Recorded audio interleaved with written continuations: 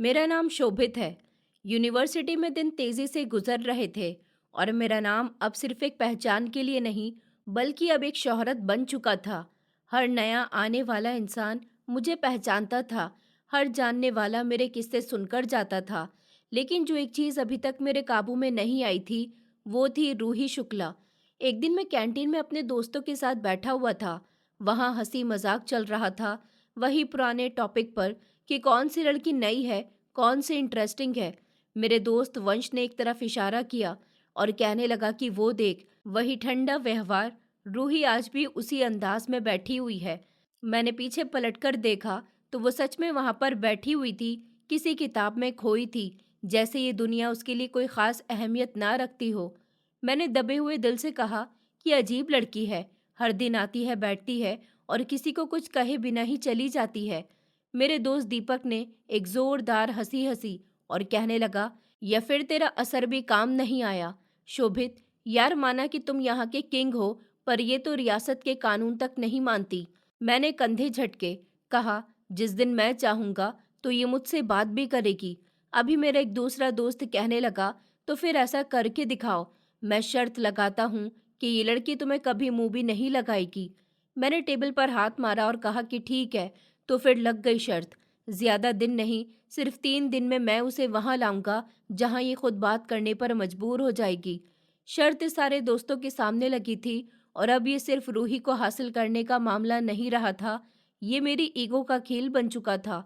वो ईगो जो मेरे अंदर बचपन से थी। मैं अपने माता पिता का इकलौता बेटा हूँ और शायद इसीलिए बुरी तरह से बिगड़ा हुआ भी। मेरा पूरा नाम शोभित मल्होत्रा है। जब मैं खुद को आईने में देखता हूँ तो मुझे वो बच्चा याद आता है जिसे कभी कुछ मांगने की नौबत ही नहीं आई थी। जो चाहा वो मिल जाता था। बस जो नहीं मिला वो थी समझ, अच्छी परवरिश, संस्कार, तमीज। ये सब माता पिता के हमेशा बिजी रहने की वजह से या मोहब्बत के शोर में कहीं गुम हो गई थी। मेरे पापा शुभम मल्होत्रा एक कामयाब बिजनेसमैन थे। उनके व्यवहार में कारोबार की तरह सख्ती थी। वो मुझसे मोहब्बत तो करते थे, लेकिन उनकी मोहब्बत में एक मतलब छुपा हुआ होता था। पापा कहते थे कि शोभित बेटा, एक दिन ये बिजनेस तुम्हारा होगा, बस पढ़ लिख लो वरना सब कुछ छिन जाएगा। मैंने पढ़ाई करना शुरू कर दी थी, लेकिन कभी मेरा पढ़ाई में दिल नहीं लगा था। मेरे लिए पढ़ाई सिर्फ एक सौदा थी, मोहब्बत नहीं। मैं बस ये जानता था कि जिस दिन किताबें छोड़ दी उसी दिन पिता की प्रॉपर्टी भी हाथ से निकल जाएगी। पापा ने कई बार मुझे कहा था कि अगर तुमने कुछ नहीं किया तो मैं सब कुछ तुम्हारे नाम से काट दूंगा। मम्मी, वो तो हमेशा मेरे हक में ही बोलती थी और पापा से कहती थी, शुभम, शोभित बच्चा है, समय के साथ संभल जाएगा। और पापा का जवाब हमेशा यही होता था कि मैंने इसे बहुत समय दे दिया है, अब मुझे सिर्फ नतीजा चाहिए। मेरे लिए ये बहस मामूली सी हो गई थी और मैं इस बहस की वजह होता था। कभी कभी मुझे लगता था कि मैं उन दोनों का झगड़ा ही हूँ। मेरे लिए स्कूल एक नुमाइश थी। मेरे कपड़े सबसे महंगे होते थे, मेरी घड़ी सबसे चमकदार होती थी, मेरी गाड़ी सबसे तेज होती थी। लेकिन इन सब चीज़ों के पीछे एक खालीपन था जिसे मैं कभी किसी से कह नहीं पाया था। कभी दिल चाहता था कि कोई मुझसे बस इतना पूछ ले, शोभित, तुम खुश हो या नहीं। लेकिन सब समझते थे कि जो लड़का हर चीज़ का मालिक है, उसे और क्या चाहिए, उसके पास तो कोई कमी ही नहीं होगी। मैंने कॉलेज का दौर भी इसी अंदाज में गुजार दिया था। गुस्सा, घमंड और बेलगाम आज़ादी जो मेरे माता पिता ने खुद मेरे हाथ में दी थी। मेरे पापा बिजनेस में बिजी रहते थे, मम्मी सोशल प्रोग्राम्स में गुम होती थी और मैं अपने राज में मस्त था। न कोई रोकने वाला था, न कोई समझने वाला था। अक्सर रातों को छत पर जाकर मैं खुद से सवाल किया करता था कि आखिर मैं क्या हूँ, लेकिन इस सवाल का कोई जवाब नहीं था। नीचे से मम्मी की आवाज़ आती कि शोभित, तुम्हारे लिए खाना रख दिया है बेटा, ठंडा हो रहा है, जल्दी से आ जाओ, खा लो। मैं सुन लेता था, लेकिन बिना जवाब दिए वापस कमरे में चला जाता था। एक रात पापा मेरे कमरे में आए थे। उनके हाथ में मेरे रिजल्ट की रिपोर्ट थी। पापा ने गुस्से भरे शब्दों में कहा कि ये क्या है शोभित, हर सब्जेक्ट में फेल। मैंने उनसे नजरें चुरा ली थीं। वो बहुत गुस्से में थे। पापा ने कहा कि मैंने तुम्हें सब कुछ दिया, बस जिम्मेदारी नहीं दी, और तुमने साबित कर दिया कि तुम उसके काबिल नहीं हो। मैंने हंसते हुए जवाब दिया, पापा, आपने जो भी दिया वो आपकी मर्जी थी, जो मैंने किया वो मेरी मर्जी।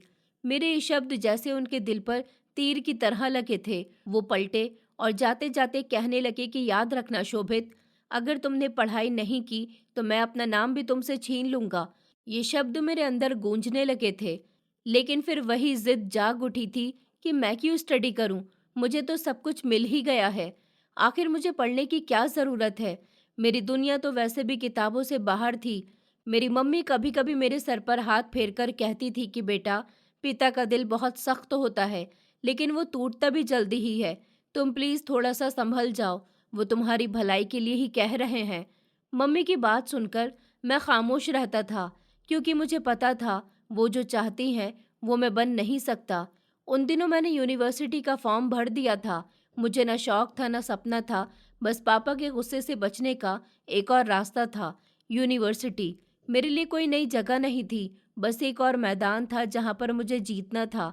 मैं जानता था जैसे कॉलेज में मेरा राज था, वैसे ही यहाँ पर भी होगा, और वहाँ भी कुछ ऐसा ही था। यही पहला दिन था।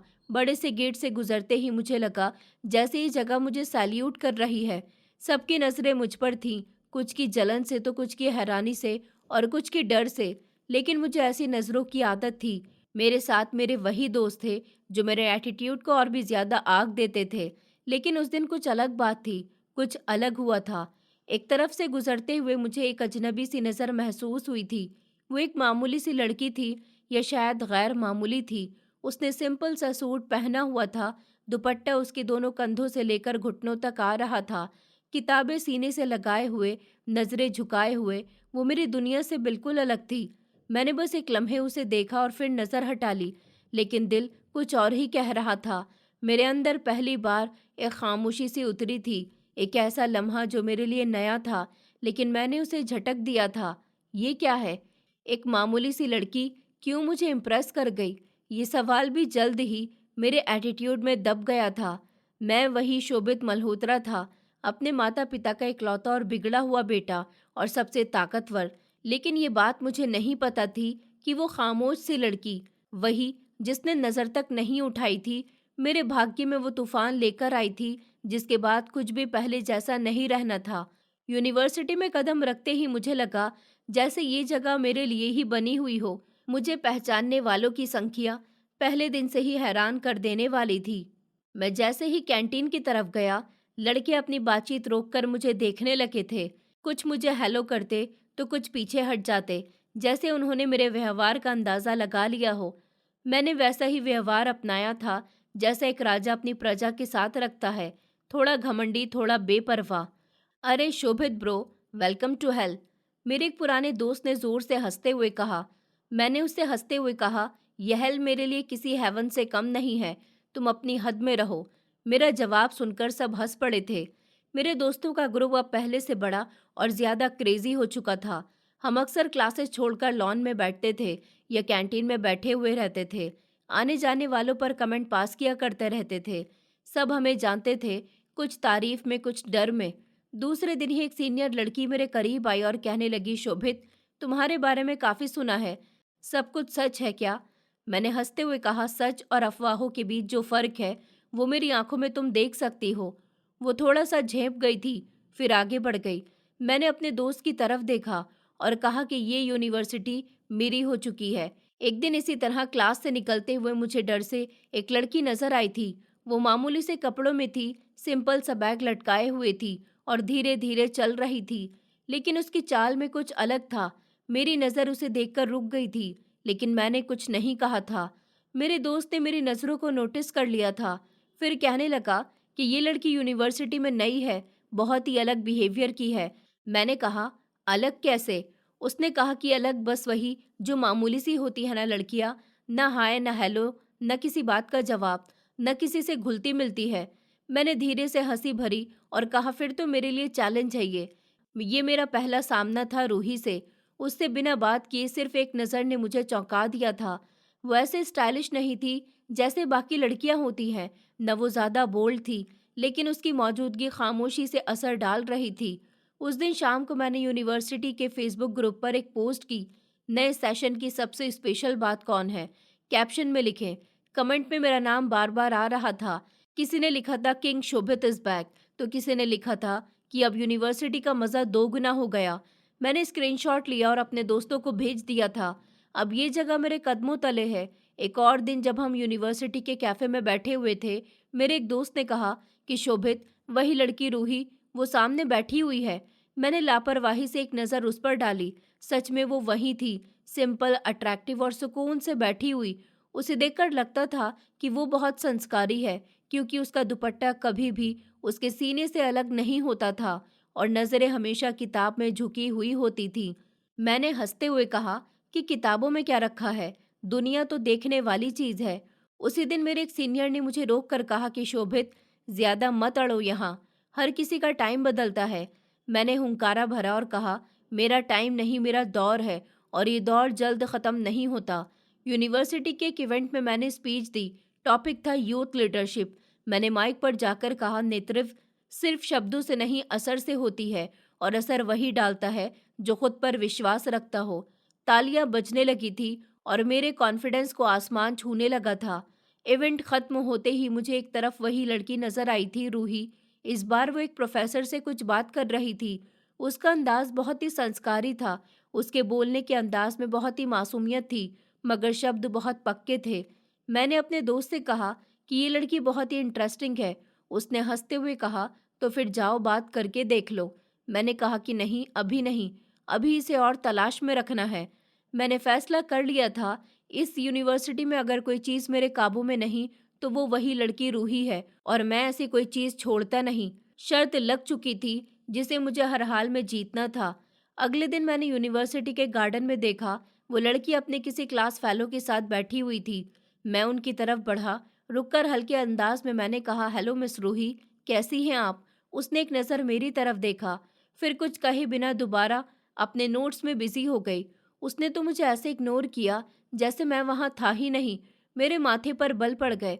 आसपास बैठे दोस्तों की चर्चा मुझे साफ सुनाई दे रही थी। मैंने मामूली सी मुस्कुराहट के साथ कहा कि शायद आपको मेरा हेलो सुनाई नहीं दिया।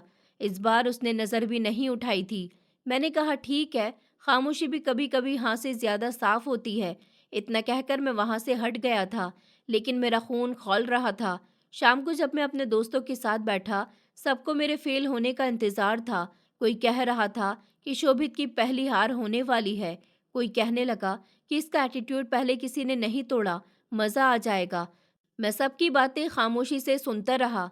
फिर बोला कि बस इंतज़ार करो, एक बार बात हो गई तो तुम सबको खुद बताऊंगा।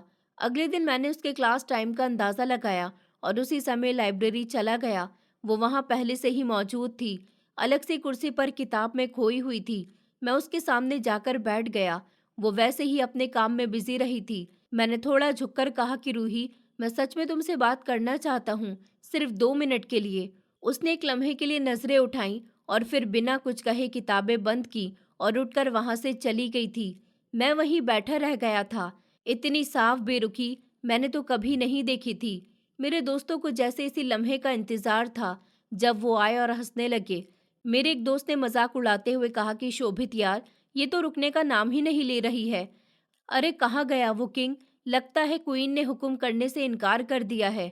मैंने सख्ती से टेबल पर हाथ मारा और मेरी आंखों में गुस्सा उतर आया था। मैंने सोच लिया था कि बात ईगो की है। ये लड़की अगर मेरी बात नहीं सुनेगी तो यूनिवर्सिटी में मेरा मजाक बन जाएगा। नहीं, मैं ऐसा नहीं होने दूंगा। रात को मैंने उसका नंबर निकालने का सोचा। एक दोस्त जिसके क्लास में वो थी, मैंने उसे फ़ोन किया और उससे कहा कि यार, तुम्हारे पास रूही का नंबर है? उसने कहा, क्यों, तुम्हें उससे बात करनी है क्या? मैंने कहा कि हाँ, मुझे उससे एक ज़रूरी काम है। उसने कहा, ठीक है, दे देता हूँ। वैसे तुम्हें वो लिफ्ट ही नहीं देती, इसलिए तुम्हें नंबर चाहिए? उसकी बात सुनकर मैं खामोश हो गया था, लेकिन कुछ देर बाद उसने नंबर सेंड कर दिया था। मैं मोबाइल हाथ में लेकर ही काफ़ी देर तक सोचता रहा और फिर हिम्मत करके कॉल की। घंटी बजी और फिर कॉल रिसीव हुई। मैंने कहा, हेलो रूही, शोभित बोल रहा हूँ। प्लीज़ फ़ोन बंद मत करना, सिर्फ एक बार मेरी बात सुन लो। मैं तुमसे वादा करता हूँ कि अगर तुम्हें पसंद ना आए तो कभी दोबारा तुमसे कांटेक्ट नहीं करूँगा। उसकी आवाज़ धीमी थी। वो बोली, शोभित, अगर मेरे घर में इस बारे में किसी को पता चल गया कि किसी लड़के का फ़ोन आया है तो बहुत बड़ी प्रॉब्लम हो जाएगी। यूनिवर्सिटी में बात कर लेना, फ़ोन पर नहीं। फिर कॉल कट हो गई थी, मगर मैं बेफिक्र था, क्योंकि ये पहली बार था जब उसने डायरेक्टली मुझसे बात की थी। अगले दिन मैं बहुत खुशी भरे मूड में था। यूनिवर्सिटी पहुंचा तो दोस्तों ने फौरन नोटिस कर लिया था और बोले, क्या बात है, आज बहुत खुश लग रहे हो। मैंने हंसते हुए कहा कि बस लॉटरी निकलने वाली है, रूही बात करेगी और तुम सबको मैं खुद बताऊंगा। लेकिन मेरे अंदर कहीं एक बेचैनी सी थी। ये कोई मामूली लड़की नहीं थी और मुझे लग रहा था मैं जिस खेल में उतरा हुआ हूँ वो खेल मेरी उम्मीद से कहीं ज्यादा सीरियस हो चुका था। रूही का लगातार इनकार मेरे लिए अब किसी पर्सनल जंग से कम नहीं था। मैं उससे सिर्फ बात करना चाहता था और वो थी कि जैसे मेरी मौजूदगी में ही ना हो। मैंने कई बार सोचा था कि ये लड़की आखिर चाहती क्या है? क्या इसे सच में किसी की परवाह नहीं है या बस मेरी बेइज्जती करना इसका मकसद बन चुका है? मैं जैसे ही यूनिवर्सिटी में कदम रखता था तो दोस्तों की नजरें मुझ पर ही होती थीं। किसी के चेहरे पर मुस्कुराहट तो किसी की आंखों में ताना। वो लोग कुछ कहते नहीं थे, लेकिन सबके दिल में सिर्फ एक ही सवाल होता था कि आज कुछ हुआ क्या। लेकिन मेरा जवाब यही होता था कि अभी खेल बाकी है। उस दिन की शुरुआत भी रोज की जैसी ही हुई थी। मैं लाइब्रेरी गया था। रूही वहां पर पहले से ही मौजूद थी और कुर्सी पर बैठी हुई थी, एक सिलेबस की किताब में खोई हुई थी। उसका चेहरा बेहद सीरियस था, आंखों में सुकून था। मैं उसके सामने वाली कुर्सी पर जाकर बैठ गया था और गला खनकारते हुए कहा कि आज शायद बुक से फुर्सत मिल गई हो तो दो तीन शब्द हमसे भी कह लो। उसने एक पल को भी नजर नहीं उठाई थी। मैंने कहा, मैं तुमसे बात कर रहा हूँ मिस रूही। वो फिर से खामोश रही और उसका पेन चलता रहा जैसे मैं वहां था ही नहीं। एक लम्हे को मेरा हाथ खुद ब खुद टेबल पर जा पड़ा था, उसकी बुक्स की तरफ। मैंने कहा, ये क्या बदतमीजी है रूही? किसी की बात का जवाब देना उसकी तमीज की पहचान होता है। उसने एकदम से बुक बंद की और बिल्कुल खामोशी से अपनी चीज समेटने लगी और बिना कुछ कहे लाइब्रेरी से बाहर चली गई। मैं कुछ लम्हे वही शॉक्ड बैठा रह गया था, फिर कुर्सी धकेल कर उठा। मेरी मुट्ठी भींच गई थी। उसी समय मेरे तीन दोस्त वंश, कार्तिक और राहुल अंदर दाखिल हुए। मुझे देखकर जोर जोर से हंसने लगे। कहने लगे, अरे शोभित, वो तो फिर से ऐसे ही निकल गई। कमाल है, पहली बार किसी ने भाई को इस तरह इग्नोर किया है। क्या करते हो यार? तुमने तो 3 दिन का कहा था, लेकिन यहाँ तो चौथा दिन आ गया और तुम लाइब्रेरी में उसके पीछे फिर रहे हो। दोस्तों की बातें सुनकर मेरी बर्दाश्त की हद अब खत्म हो चुकी थी। मैंने पलटकर वंश का कॉलर पकड़ा और इतनी जोर से उसे धक्का दिया कि वो टेबल से टकराकर गया था। मैंने कहा कि बहुत बोलता है तू, मेरी मजाक बना रखी है। कार्तिक ने बीच में आकर कहा कि छोड़ दो यार उसे, क्या कर रहे हो? लेकिन मेरे हाथ नहीं रुक रहे थे।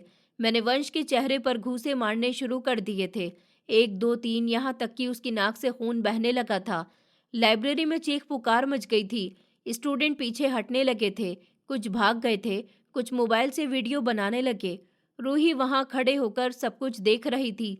वो दूर खड़ी थी, एक कोने में उसकी आंखों में वही सीरियसनेस थी, लेकिन अब एक हैरानी भी शामिल हो गई थी। उसने कुछ कहा नहीं था। वो कुछ लम्हे रुकी और फिर वहां से चली गई थी, जैसे ये सब भी उसकी उम्मीद से अलग हो। मैं सांस लेता हुआ पीछे हट गया था और कार्तिक ने मुझे जबरदस्ती खींचकर पीछे हटने पर मजबूर कर दिया था। कार्तिक ने मुझे समझाया कि वो तो पागल हो गया है, तुम्हारी मजाक बना रहा था, मगर तुमने तो उसे जान से मारने की कोशिश की। मैंने एक लम्हे को कुछ नहीं कहा, बस दीवार को घूरता रहा। मेरे हाथ कांप रहे थे, दिल की धड़कन धड़क रही थी और दिमाग तो जैसे आग का दहकता हुआ तंदूर बन चुका था। उसी शाम प्रिंसिपल ऑफिस से कॉल आई, शोभित, कल सुबह अपने फादर के साथ ऑफिस में रिपोर्ट करो। मैं जानता था कि मामला सीरियस है, लेकिन मेरे लिए ये सब कुछ एक खामोश इनकार से कम तकलीफदायक नहीं था। अगली सुबह मैं पापा के साथ ऑफिस चला गया था। वहां पर प्रिंसिपल, वाइस चांसलर और एक डिसिप्लिनरी मेंबर मौजूद थे। पापा ने सख्त शब्दों में पूछा, क्या किया है तुमने? प्रिंसिपल कहने लगे कि आपके बेटे ने एक स्टूडेंट पर बुरी तरह से लात घूंसों से वार किया है। अगर वो चाहे तो केस भी बन सकता है। हम मामले को दबा रहे हैं, सिर्फ आपकी इज्जत की वजह से। पापा ने मेरी तरफ ऐसी नजरों से देखा जैसे वो मुझे पहचानते ही न हो। घर वापस आते हुए सारे रास्ते खामोशी छाई रही थी। पापा कहने लगे कि आखिर तुम चाहते क्या हो? सब कुछ बर्बाद कर देना चाहते हो? मैंने कहा, पापा वो लड़की, वो बस। पापा कहने लगे, क्या तुम उस लड़की के एक इनकार पर अपना आपा खो बैठे हो? मैं खामोश रहा था क्योंकि मेरे पास कहने को कुछ भी नहीं था। मेरे अंदर सिर्फ उबलता हुआ गुस्सा था जो ना किसी को समझ आ रहा था, ना मुझसे संभल रहा था। यूनिवर्सिटी में मेरी इज्जत पर जो दाग पड़ा था वो साफ करना अब मेरे लिए मेरी ईगो का सवाल बन चुका था। वंश वाला हादसा अब सबको पता चल चुका था। कुछ खामोश थे, कुछ खुले हुए शब्दों में नेगेटिव कमेंट पास कर रहे थे और कुछ सिर्फ नजरें बदल चुके थे। लेकिन मेरे दिमाग में बस एक ही बात गूंज रही थी, रूही। शाम को मैंने फिर वही नंबर डायल किया जो कुछ दिन पहले एक दोस्त के जरिए मिला था। मेरी उंगलियां हल्की सी कांप रही थी, लेकिन जुबान पूरी तरह से तैयार थी। फोन बजा, एक बार, दो बार, तीन बार, फिर वही धीमी आवाज आई, हेलो। मैंने कहा, हेलो रूही, मैं शोभित बोल रहा हूँ। प्लीज फोन बंद मत करना। सिर्फ मुझे तुमसे 2 मिनट बात करनी है। मैं तुमसे वादा करता हूँ, बस एक बार मेरी बात सुन लो, फिर कभी तुमसे बात नहीं करूंगा। अगर तुम चाहोगी तभी हमारी बात होगी। दूसरी तरफ खामोशी छा गई थी। मैंने अपनी बात जारी रखी। मैंने कहा, देखो, शायद मैं तुम्हें शुरू के अंदाज में मिला था, लेकिन मैं सच में तुम्हें समझाना चाहता हूँ, तुम बाकी सबसे बहुत अलग हो। इसलिए शायद मेरा दिल तुम्हारी तरफ अट्रैक्ट हुआ था। रूही ने धीरे से कहा कि अगर मेरे घर में इस बारे में किसी को पता चल गया कि किसी लड़के का फोन आता है तो बहुत बड़ी प्रॉब्लम हो जाएगी। मैं ऐसे संबंध में विश्वास नहीं रखती। मैंने फौरन जवाब दिया, संबंध की बात नहीं कर रहा हूँ, सिर्फ इतना चाहता हूँ कि तुम मुझे समझने का एक मौका दो। क्या हम कल यूनिवर्सिटी में बात कर सकते हैं? मेरे सवाल पर कुछ देर खामोशी छाई रही थी। फिर उसने कहा कि ठीक है, कल, लेकिन कल साफ बात होगी। तुम्हारी पुरानी हरकतें मुझे अच्छी तरह से याद हैं। उसके बाद फोन बंद हो गया था और मैंने एक लंबी सांस ली थी। ये मेरी जीत थी। मैंने फौरन वंश को फोन किया, जो अभी तक मुझसे नाराज था। मैंने कहा, भाई, भाई, तेरी नाराजगी अपनी जगह, लेकिन कल के बाद तुम खुद आकर मुझसे हाथ मिलाओगे। सुबह यूनिवर्सिटी में दाखिल होते ही मैंने खुद को पहले से ही कुछ अलग महसूस किया था। मेरे कपड़े और अंदाज बिल्कुल वैसा ही था, लेकिन मेरे अंदर एक दिली सुकून बैठ गया था। मैं जब कैंटीन में जाकर बैठा तो दोस्तों ने फौरन नोटिस कर लिया था कि आज तो बहुत खुश मूड में लग रहा है, कुछ तो स्पेशल है। मैंने कहा कि बस इतना समझ लो कि आज मेरी मेहनत का फल मुझे मिलने वाला है। लगभग दोपहर के समय जब मैं कैफे के बाहर खड़ा हुआ था तो दूर से मुझे रूही नजर आई थी। वो हमेशा की तरह सिंपल कपड़ों में थी, लेकिन आज उसके चेहरे पर अजीब सी सीरियसनेस थी। मेरे दिल ने एक लम्हे को रफ्तार तेज कर ली थी। जब वो मेरे करीब आई तो मैंने उसे मुस्कुराकर कहा, थैंक यू, तुमने मुझे मौका दिया। मैं तुमसे कुछ सच बोलना चाहता हूँ। वो रुकी, उसकी नजरें कुछ सीधी थी। उसने मेरी आंखों में आंखें डालकर कहा, मुझे सिर्फ एक बात जाननी है, तुम सच में सीरियस हो या सिर्फ टाइम पास कर रहे हो? मैंने फौरन जवाब दिया, सीरियस? तुम? मुझे तुम पर हंसी नहीं आती, तुम्हारी खामोशी इम्प्रेस करती है। रूही ने एक हल्की सांस ली और बोली, मुझे तुम पर भरोसा नहीं है शोभित। तुमने पहले जो बाकी लड़कियों के साथ किया वो सबको पता है। तुम अपनी शोहरत खुद लेकर फिरते हो। मैंने कहा, तुम ठीक कह रही हो। हाँ, मुझसे गलतियां हुई हैं, लेकिन मैं बदलना चाहता हूँ और शायद तुम ही वो वजह हो जो मुझे बदल सकती है। रूही ने कुछ नहीं कहा, बस इतना बोली, ये आखिरी बार है जब मैं तुम्हारी बात सुन रही हूँ। अगर कुछ गलत किया या तुम्हारी नीयत कुछ और निकली तो मुझसे बुरा कोई नहीं होगा। मैंने हाँ में सर हिला दिया था, लेकिन दिल ही दिल में एक जीत भरी मुस्कुराहट उभर आई थी। जैसे ही वो पलटी, मेरे दोस्तों ने दूर से इशारा किया। मैंने हाथ के इशारे से उन्हें खामोश रहने के लिए कहा, लेकिन अंदर ही अंदर मैं जानता था कि वो शर्त अब मैं जीत चुका था। शाम को मेरी मुलाकात वंश से हुई। उसके चेहरे पर शर्मिंदगी थी। उसने कहा, शोभित, सुना है, बात हो गई है तुम्हारी उससे? मैंने कहा कि हाँ, और अब बात आगे भी बढ़ेगी। रास्ते में जाते हुए मैंने सोचा, क्या मैं सच में बदल रहा हूँ या सिर्फ उसे पाने के लिए खेल रहा हूँ? दिल ने कोई साफ जवाब नहीं दिया, लेकिन दिमाग ने कहा, ये जीत अभी अधूरी है। पूरे तो तुम उसी समय होगे जब वो तुम पर विश्वास कर लेगी। अगले दिन का सूरज जैसे मेरे लिए कुछ स्पेशल दिन लेकर आया था। मैं यूनिवर्सिटी के गेट के अंदर दाखिल हुआ तो दोस्तों की नजरें मुझ पर जमी हुई थी। कुछ ने उंगलियों से विक्ट्री का इशारा किया, कुछ ने हंसते हुए कहा कि किंग की वापसी हो गई है लगता है। मैंने सीरियस शब्दों में जवाब दिया, बस एक आखिरी बार है, उसके बाद सब खुद देखेंगे कि कौन जीता। कैफे के सामने मौजूद सभी दोस्त जमा थे। मैंने उन सबको कहा कि बस कुछ देर इंतजार करो, तुम्हें दिखाता हूँ कि रूही जैसे सीरियस चेहरों के पीछे भी दिल होता है और वो भी शोभित के लिए धड़क सकता है। दूर से आती हुई वो दिखाई दी, वही नरमी, वही एटीट्यूड, लेकिन आज उसके चेहरे पर एक अजीब सी सख्ती थी। वो धीरे कदमों से चलती हुई सीधा मेरी तरफ आई। मैंने गर्दन अकड़ाकर अपने दोस्तों की तरफ देखा, जैसे कह रहा हूँ, अब देखो क्या होता है। वो सामने रुकी, नजरें मेरी आंखों में गाड़ी। फिर बोली, तुम्हारी हिम्मत कैसे हुई मुझे कॉल करने की? तुम क्या समझते हो मैं उन लड़कियों में से हूँ जिन्हें तुम दो मीठे बोल बोलकर बहला लेते हो? मैंने फौरन बात संभालने की कोशिश की। नहीं नहीं रूही, तुम गलत समझ रही हो, मैं सच में सीरियस था। उसने टाइम बर्बाद किए बिना एक जोरदार थप्पड़ मेरे मुंह पर दे मारा। चारों तरफ जैसे सन्नाटा छा गया था। सब खामोश हो गए थे। सिर्फ वो आवाज गूंज रही थी जो उस थप्पड़ की थी, और वो शब्द जो रूही के होठों से निकले थे। उसने कहा, ये तुम्हारी उस मोहब्बत का जवाब है जिसके झूठे दावे तुम पहले भी बहुत लड़कियों से कर चुके हो। मेरे चेहरे पर जैसे आग लग गई हो। मेरा हाथ फौरन गाल पर जा पहुंचा। आसपास दोस्तों के चेहरे देखे तो सब हक्का बक्का से खड़े थे। कुछ ने होठ दबा रखे थे, कुछ ने नजर चुराई, लेकिन कुछ की आंखों में साफ मजाक झलक रहा था। रूही पलटने लगी तो मैंने उसका बाजू पकड़कर गुस्से से कहा कि तुम्हारी हिम्मत कैसे हुई शोभित मल्होत्रा को थप्पड़ मारने की? तुम जानती हो ना कि मैं कौन हूँ? वो मेरी तरफ मुड़ी और बिल्कुल निडर होकर बोली, हाँ, तुम वही हो जिसे लोग इज्जत से नहीं डर से जानते हैं, और मैं किसी से नहीं डरती। जाओ, जो कर सकते हो कर लो। उसके शब्द मेरे सीने में तीर की तरह लगे थे। मैंने उसका बाजू छोड़ दिया था, लेकिन मेरी आंखों में वो आग भड़क उठी थी जो सिर्फ बेइज्जती से जलती है। रूही वहां से जा चुकी थी, लेकिन मेरा दिमाग वहीं रुका हुआ था। मेरे दोस्तों में चर्चा शुरू हो चुकी थी। यार, ये तो हद ही हो गई है। शोभित को पहली बार किसी ने जवाब दिया है। रूही ने सच में छक्का मार दिया। मैं उन सबको घूरता रहा। एक लम्हे को राहुल ने मजाक में कहा था, ये तो बैट बाउंड्री से बाहर आ गया। उसकी हंसी बर्दाश्त से बाहर हो गई थी।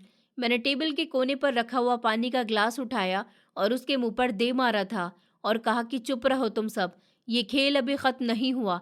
तुम लोग देखोगे कि मैं इस लड़की के साथ क्या करता हूँ। मैं कैंपस से निकल आया था। मेरे कदम भारी हो चुके थे, लेकिन दिमाग में एक ही बात थी, उसने मुझे सबके सामने नीचा दिखाया है, और शोभित मल्होत्रा किसी का कर्ज नहीं रखता। उसी रात मैं कमरे में बैठा था, टेबल पर मोबाइल रखा हुआ था, और मैं बार बार रूही की तस्वीर देख रहा था जो एक यूनिवर्सिटी इवेंट में ली गई थी। ये लड़ाई अब पर्सनल हो चुकी थी और मैंने फैसला कर लिया था कि अब खेल सिर्फ शब्दों पर नहीं, वार पर होगा। मैंने अगली सुबह कमरा बंद किया, मोबाइल निकाला और मैंने नैतिक को फोन किया कि वीडियो वाला बंदा कहाँ है। उसने कहा, अरे तू तो कुछ कर गुजरेगा यार। मैंने कहा, इस बार मजाक नहीं नैतिक, काम पूरे प्रोफेशनल तरीके से होना चाहिए। दोपहर को हम एक कॉफी शॉप में मिले। नैतिक के साथ दो लड़के थे। एक हाथ में लैपटॉप लिए बैठा था, दूसरा मोबाइल पर किसी से बात कर रहा था।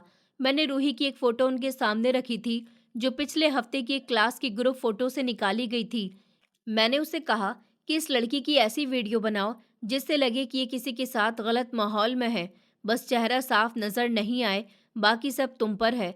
वीडियो बनाने वाला लड़का कुछ देर तक फोटो को घूरता रहा, फिर कहने लगा कि ठीक है, हो जाएगा, 2 दिन दो, हाई डेफिनेशन सेटिंग के साथ। नैतिक ने हल्की आवाज में कहा, शोभित, तुम यार एक बार फिर से सोच लो, अगर पकड़े गए तो बात बिगड़ सकती है। मैंने कहा, उसने मेरे घमंड को रौंद दिया, अब मैं उसकी इज्जत को रौंद दूंगा। 2 दिन बाद वीडियो मेरे सामने थी, फेक थी, मगर इतनी असली लगती थी कि मैं खुद भी देखकर चौंक गया था। लड़की का चेहरा रूही का था, बाकी नज़ारा वही जो मैं चाहता था। मैंने वीडियो को एक नए नंबर से यूनिवर्सिटी के ओनर को भेज दिया था। साथ ही एक मैसेज डाला था कि ऐसी लड़कियां हमारी यूनिवर्सिटी का माहौल ख़राब कर रही हैं, खुद फैसला कीजिए। अगले दिन यूनिवर्सिटी में सन्नाटा था। खबरें खामोशी से फैलती हैं, लेकिन जब बात किसी लड़की की इज्जत पर हो तो हर जुबान बोलने लगती है। कैफे में सब चर्चा कर रहे थे। सुना है कि रूही किसी के साथ रंगे हाथों पकड़ी गई है। वीडियो देखी है, होश उड़ा देने वाली है। यार, इतनी मासूम लगती थी। मैं एक कोने में बैठा हुआ ये सब कुछ सुन रहा था।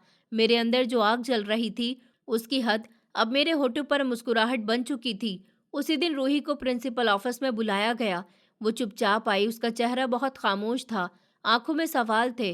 प्रिंसिपल ने उसे वो वीडियो दिखाई और कहा, ये क्या है रूही, ये तुम हो? रूही ने वीडियो देखी और कुछ लम्हे खामोश रही, फिर बोली, ये झूठ है सर, मैं ऐसी नहीं हूँ। प्रिंसिपल ने गहरी सांस ली और कहा, फिलहाल तुम्हें यूनिवर्सिटी से सस्पेंड किया जा रहा है जब तक इस मामले की पूरी इन्वेस्टिगेशन साफ नहीं हो जाए। उसी लम्हे रूही की आंखों से आंसू निकल आए थे। उसने कुछ कहना चाहा, मगर जुबान रुक गई थी, नजर झुक गई थी और वो धीरे धीरे कदमों से चलती हुई ऑफिस से निकल गई थी। पूरी यूनिवर्सिटी कैंपस जैसे तमाशा बन चुकी थी, जब वो बाहर निकली तो लोगों ने उसे ऐसे देखा जैसे वो कोई मुजरिम हो, कोई उसके साथ नहीं चला। मैं दूर खड़ा था अपने दोस्तों के साथ। वंश ने धीरे से कहा कि बस कर दो यार शोभित, ये तो बहुत हो गया।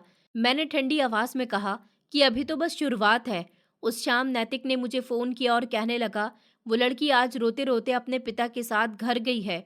उसके पिता की हालत बहुत खराब थी। वो पुलिस स्टेशन जाने की बात कर रहे थे। मैंने कहा पुलिस? वो बोला हाँ, पर वो कुछ नहीं कर सके क्योंकि वीडियो में साफ चेहरा है। मैं खामोश हो गया था।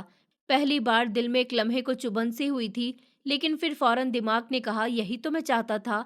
अगले दिन रूही यूनिवर्सिटी से पूरी तरह से निकल गई थी।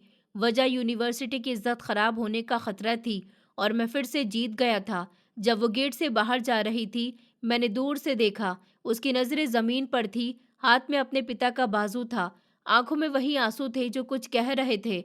मुझे लगा कि वो नजरों से बोल रही है, शोभित ये बदला तुम्हें चुकाना पड़ेगा। मैंने अपना चेहरा फेर लिया था। मेरे दोस्तों ने मुझे बधाई दी थी। वंश ने कंधे पर हाथ रखकर कहा, ये काम कामयाब तो हुआ, लेकिन तुम अंदर से ठीक हो? मैंने धीरे से जवाब दिया, जो शुरू करता है वो अंजाम से नहीं डरता। लेकिन दिल के किसी कोने में एक हल्की सी थरथराहट जाग उठी थी।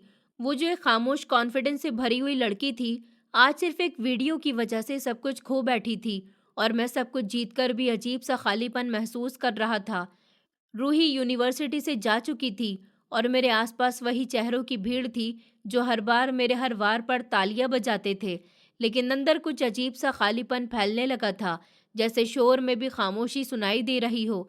यूनिवर्सिटी में कुछ दिन गुजर गए थे, लेकिन अब सब बेमतलब लगने लगा था। पापा ने एक दिन मुझे अपने ऑफिस में बुलाया। वो फाइल मेरे सामने रखी और कहने लगे, तुम कुछ नहीं बन रहे ना, न पढ़ाई करते हो न इज्जत देते हो। अब तुम इस कंपनी में शामिल हो जाओ, शायद वक्त कुछ बदल जाए। मैंने फाइल खोली, कुछ पेपर्स, कुछ प्लान, कुछ बिजनेस से रिलेटेड बातें। मैंने फाइल बंद कर दी और कहा कि पापा, बिजनेस में मेरा दिल नहीं लगता। उन्होंने गुस्से से कहा कि दिल लगाना पड़ता है, मैंने सब कुछ मेहनत से बनाया है और अब तुम्हें इसे कामयाब करना है। मैंने खामोशी से फाइल उठाई और अगले दिन ऑफिस जा पहुंचा था। लेकिन वहां पहुंचते ही अंदाजा हुआ था कि जिस दुनिया में मैं था उसमें मेरा वजूद किसी को नहीं खटकता था, क्योंकि किसी को मेरे होने ना होने से फर्क ही नहीं पड़ता था। पापा का ऑफिस था, लेकिन मेरी कोई पहचान नहीं थी। जो भी लोग मुझसे बात करते थे, उनके अंदाज ऐसे होते थे जैसे मैं किसी की सिफारिश पर आया हूँ। सर, आप यहाँ बैठ जाइए, इन फाइल्स पर नज़र डाल लीजिए, बस आपके सिग्नेचर की ज़रूरत होगी। पहले दिन मैंने सारा दिन बैठकर फाइल देखी थी। किसी पर सिग्नेचर नहीं थे, बस नाम लिखकर रख दिए गए थे। दूसरे दिन कोई मुझसे मिला ही नहीं। तीसरे दिन पापा ने फ़ोन पर पूछा, ऑफिस गए थे क्या? मैंने कहा कि जी पापा, गया था, कोई काम नहीं था। पापा ने कहा काम मांगना पड़ता है, खुद से नहीं आता। कुछ दिन और गुजर गए थे। मैं रोज़ ऑफिस जाता था, लेकिन कुछ नहीं होता था। एक समय के बाद मैंने जानबूझकर ऑफिस जाना छोड़ दिया था। सुबह पापा के निकलने के बाद मैं सोता रहता था और दोपहर को उठकर दोस्तों के साथ निकल जाता था, क्लब, कैफे और बेवजह सड़कों पर टहलने। एक दिन वंश ने कहा कि भाई, पुराना शोभित कुछ और था और आजकल तुम कुछ बहुत अलग लगते हो। सब कुछ होते हुए भी थके थके से लगते हो। मैंने हंसते हुए कहा कि शायद सब कुछ होना ही एक बोझ होता है, कुछ बाकी न बचे तो जीने का शौक भी मर जाता है। मैं उस रात पहली बार एक नए क्लब गया था। शोर, धुआं, चमकती हुई लाइट्स और गूंजता म्यूजिक। मैंने ड्रिंक पी लिए थे। फिर एक अनजान लड़की के साथ पूरा वक्त गुजारा था और उसका नाम तक नहीं पूछा था। वापसी पर दोस्त ने कहा, तो अब ये लेवल है? मैंने कहा कि हाँ, अब यही लेवल है। सोच बंद, उसूल खत्म, बस मजा बाकी रह गया। उसके बाद रोज रातों में क्लब जाता था, दिन में नींद। किसी दिन आंख अस्पताल में खुली। किसी दोस्त ने बताया कि ज्यादा पी ली थी, इसलिए तुम गिर गए थे। पापा को खबर मिली तो घर में तूफान मच गया था। ये सब क्या कर रहा है? शराब, क्लब, ये सिखाया है हमने इसे। मैंने धीरे से कहा, आपने सिर्फ चीजें दी थी, सिखाया कुछ भी नहीं था। पापा ने एक थप्पड़ मारा। बरसों बाद पहली बार कमरे में आकर लेटा तो छत को घूरता रहा। आंखें बंद की तो रूही का चेहरा दिखाई दिया था, जैसे कह रही हो, यही अंजाम है झूठ के रास्ते का। मैंने फोन उठाया, फेसबुक खोली। रूही का प्रोफाइल गायब हो गया था। यूनिवर्सिटी ग्रुप में नाम मिट चुका था, लेकिन उसकी गैर मौजूदगी हर जगह मौजूद थी।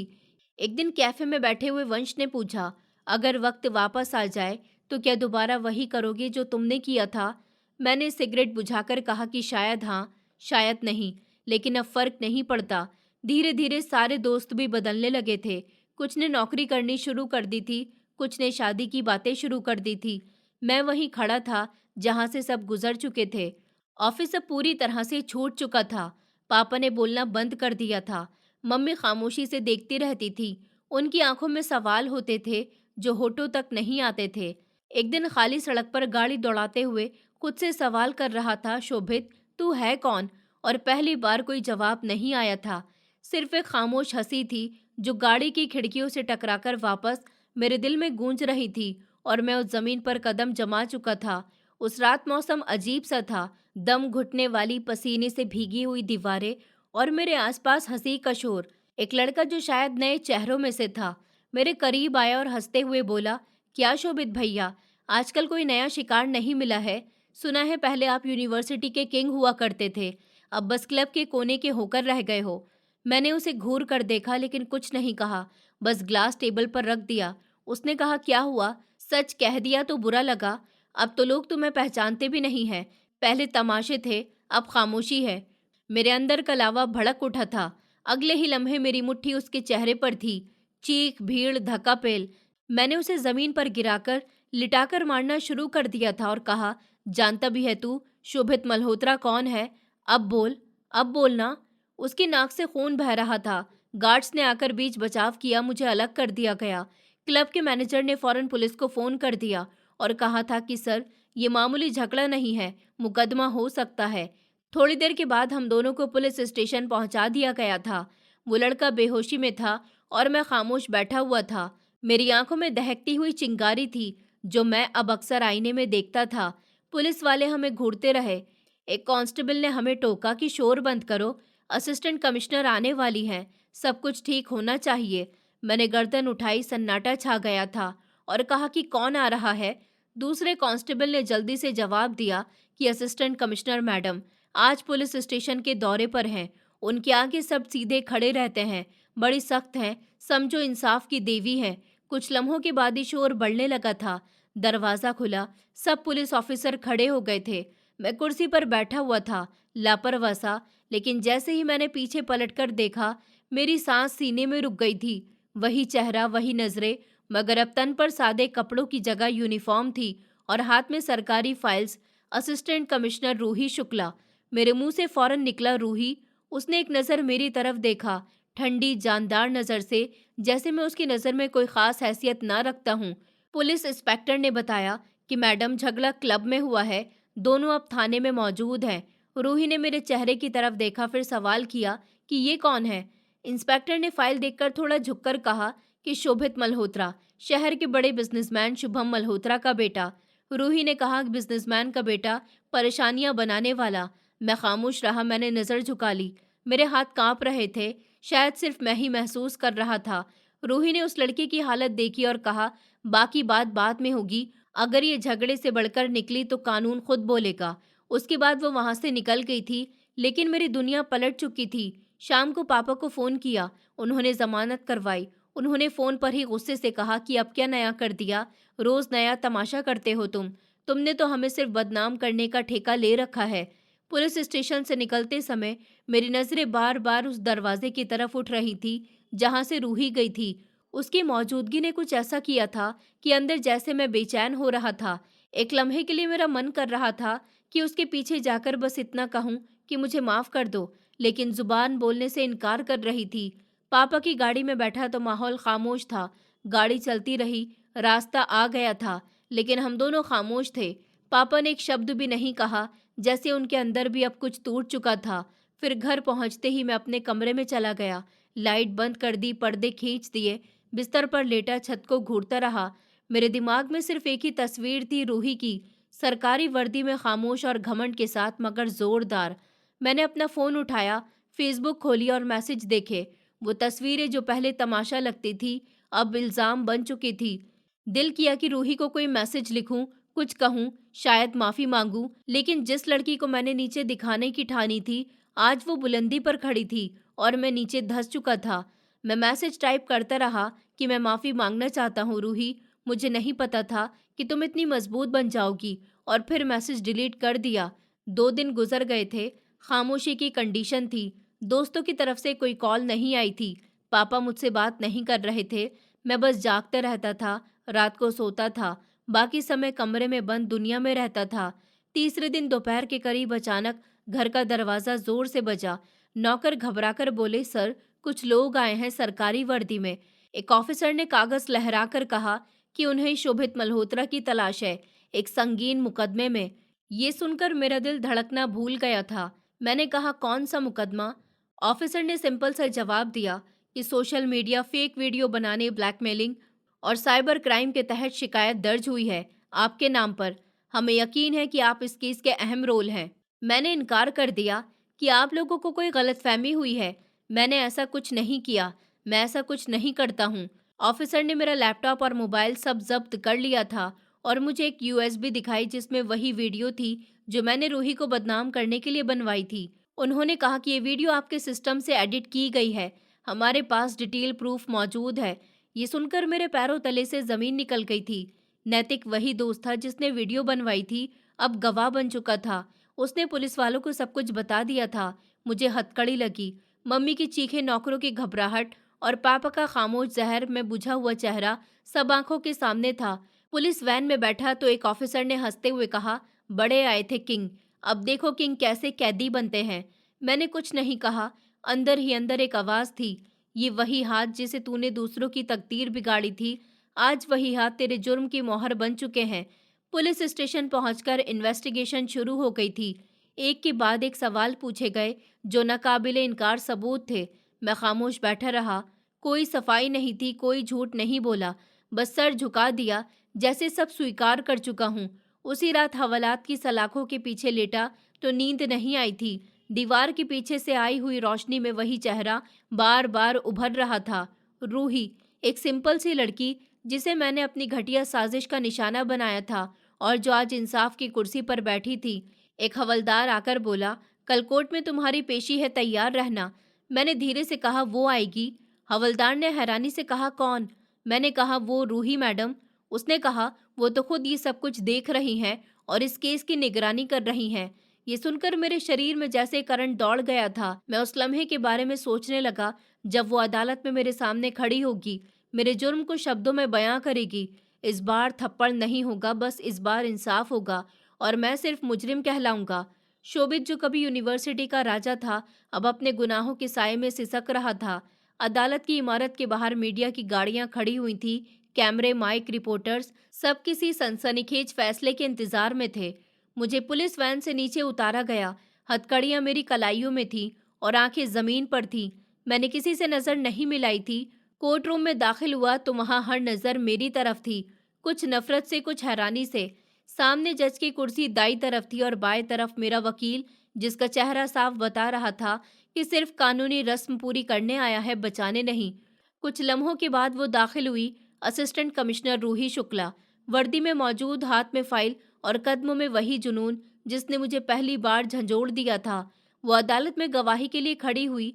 माय लॉर्ड, ये सिर्फ एक केस नहीं, ये एक सोच के खिलाफ लड़ाई है। शोभित मल्होत्रा जैसे लोग अपनी ताकत और हैसियत के बल पर हर हद पार कर देते हैं, मगर जब कानून हरकत में आता है तो फिर कोई नाम बड़ा नहीं होता, सिर्फ जुर्म बाकी रहता है। मेरा दिल अंदर से बैठता जा रहा था। एक एक शब्द मेरे पुराने समय के हर काले लम्हे को खोल रहे थे। वकील ने कोशिश की थी और कहा था, माय लॉर्ड, ये लड़का पहली बार जुर्म में शामिल है, जवान है, माता पिता का इकलौता बेटा है। जज ने सर उठाया और कहा, जवान लड़का अगर पहली बार में ही किसी की जिंदगी बर्बाद कर दे तो क्या कानून उस पर रहम करे? जुर्म जुर्म होता है, चाहे एक बार हो या 100 बार। अदालत ने सुझाव के लिए समय लिया। मैं पीछे बैठा रहा, नजरें झुकाए। मेरा वकील कंधे पर हाथ मारकर बोला, तैयारी कर लो, सजा तो होगी, शायद कुछ कम। कुछ समय के बाद जो उसने फैसला सुनाया कि अदालत शोभित मल्होत्रा को साइबर क्राइम झूठी वीडियो बनाने के आरोप में 3 साल के कैद और 10 लाख रुपए जुर्माना की सजा सुनाती है। एक लम्हे को जैसे पूरा कमरा खामोश हो गया था, सिर्फ कलम की टिक और गवाहों की हल्की सी चर्चा थी। मेरे दिल पर जैसे वजन गिरा हो। मैं सांस लेना भूल गया था। हथकड़ियां दोबारा क्लिक की आवाज से बंद हो गई थी और मुझे खड़ा कर दिया गया था। जाते जाते एक पल को रूही की तरफ देखा। वो मुझे देख रही थी, बिल्कुल खामोश आंखों से। उसकी आंखों में कोई नफरत नहीं थी, सिर्फ फासले थे। वापसी पर पापा पुलिस स्टेशन पहुंचे। मैंने उनकी तरफ देखा, उम्मीद की शायद वो मुझे गले से लगा लेंगे, शायद कुछ तो कहेंगे। उन्होंने सिर्फ एक नज़र डाली और फिर ऑफिसर से कहा कि इसकी जमानत नहीं करवाऊंगा, जो सज़ा मिली है उसे भुगते। मैंने पुकारा, पापा, एक बार। उन्होंने पीछे मुड़कर कहा कि मैंने सब कुछ दिया सिवाय अच्छी परवरिश की, शायद यही मेरी सबसे बड़ी गलती थी। उस दिन मुझे पहली बार समझ आया कि खामोशी सिर्फ खालीपन नहीं, सज़ा भी होती है। जेल की सलाखों के पीछे समय कुछ और होता है। दीवारों पर खामोशी की परत होती है और हर दिन एक साल जैसा लगता है। पहले महीने में किसी से बात नहीं की, खामोशी मेरा साथ बन गई थी। फिर धीरे धीरे दूसरे कैदियों से जान पहचान हो गई। सबकी अपनी कहानी थी, सबकी अपनी सज़ा थी, मगर सब में एक बात सेम थी, पछतावा। एक दिन शाम के समय मैं जेल के मैदान के कोने में बैठा हुआ था, जब मेरे पास एक हवलदार आया और कहने लगे कि कम उम्र के लगते हो, मांगो, दिल से माफ़ी मांगो, ऊपर वाला माफ़ कर देता है। मैंने पहली बार आंखों से आंसू निकलते हुए महसूस किए थे, वो आंसू जो सालों से मेरे दिल में कैद थे और अब निकल रहे थे। मैंने पूजा पाठ करनी शुरू कर दी थी और वो लम्हे गिनने लगा जिन्होंने मुझे इस मुकाम तक पहुंचा दिया था। एक दिन जेल के दरवाजे पर एक लेटर आया, रूही का नहीं बल्कि मेरे पुराने स्कूल के एक टीचर का लिखा हुआ था। बेटा, गलती हर इंसान से होती है, लेकिन जो सज़ा के दौरान खुद को पहचान ले वही असल में इंसान बनता है। मैंने लेटर को बार बार पढ़ा। मेरे दिल में एक चाहत जागी कि काश मैं दोबारा वक्त को बदल सकता, मगर वक्त नहीं रुकता है, न पलटता है, वो सिर्फ सिखाता है। और मेरे सीखने का समय अब शुरू हुआ था। 3 साल की सज़ा में पहले साल ही मेरे अंदर का शोर खत्म हो चुका था। दूसरा साल मुझे आईना दिखाता रहा और तीसरे साल मैंने प्रार्थना करना सीख लिया था। वो प्रार्थना जो सिर्फ जुबान से नहीं, दिल से निकलती है। मैं अब शोभित मल्होत्रा नहीं था, मैं बस एक आम आदमी था जो अपने अंजाम के बाद इंसान बनने की कोशिश करता रहा। जेल की सुबह सबके लिए एक जैसी नहीं होती। कुछ कैदियों के लिए दिन बस गुजारने के हिसाब के होते हैं, कुछ के लिए माफ़ी मांगने का मौका और कुछ के लिए वो सज़ा जो सिर्फ अंदर की खामोशी देती है। मेरी सज़ा का तीसरा साल शुरू हो चुका था। अब सुबह की पहली किरण पर मेरी आँख खुल जाती थी। मैं भगवान से प्रार्थना किया करता था, अपने हर गुनाह की माफ़ी मांगता था। एक दिन सुपरिंटेंडेंट ने आकर कहा कि तुमसे मिलने कोई आया है, स्पेशल मुलाकात है। मैंने सर हिलाया, फिर दिल में एक ख्याल आया, क्या वो हो सकती है? मुलाकात का कमरा खाली था, एक कुर्सी पर मुझे बैठा दिया गया। कुछ लम्हे के बाद दरवाज़ा खुला। मैंने नज़र नीचे रखी, कदमों की आवाज़ करीब आती गई। फिर आवाज़ आई, शोभित। मेरी नज़रें खुद ब खुद उठ गई थी। वही चेहरा, वही खामोशी, लेकिन अब उसमें रहम की झलक थी। असिस्टेंट कमिश्नर रूही शुक्ला मेरी आंखों के सामने खड़ी हुई थी, वर्दी में नहीं, सिंपल कपड़ों में। पहली बार वो इस किरदार से बाहर थी जो मैंने बरसों पहले तोड़ा था और उस मुकाम से बहुत आगे थी जहां मैं कभी पहचानना चाहता था। कैसे हो? उसकी आवाज़ हल्की थी लेकिन सीधी दिल से उतरी थी। मैं कुछ कह नहीं सका, सिर्फ सर झुकाकर बैठ गया। उसने कहा, मैं आई थी देखने के लिए कि जिस इंसान ने मेरे सपनों को रौंदने की कोशिश की थी वो खुद क्या सोचता है।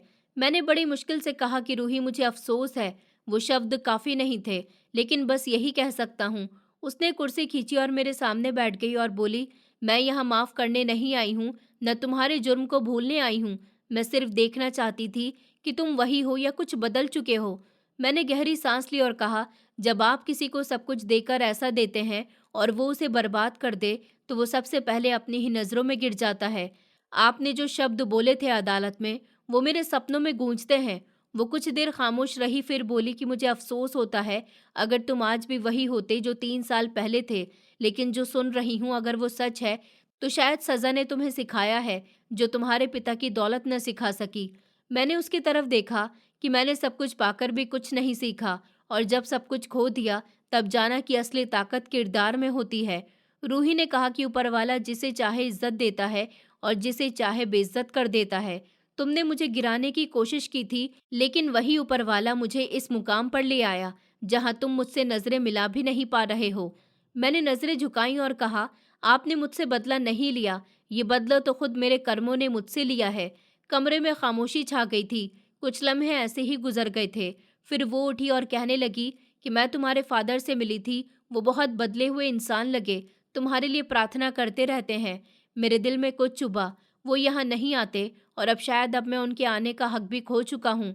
रूही दरवाजे की तरफ बढ़ी, फिर रुकी। तुमसे एक आखिरी बात करनी है शोभित। जो गुजर गया वो वापस नहीं आएगा, लेकिन तुम्हारे अंदर अब अगर सच की जगह बन गई है तो उससे उभरने की कोशिश मत छोड़ना, क्योंकि असली सजा वो नहीं जो अदालत देती है, वो है जो मन हर रात देता है। मैंने नजर उठाकर देखा और कहा, मुझे शायद बचा लिया है, देर से ही सही मगर मैंने सीख लिया है। वो मुस्कुराई और बोली कि ऊपर वाला मौका सबको देता है। कुछ लोग पहचान लेते हैं, कुछ खो देते हैं। और फिर वो चली गई थी।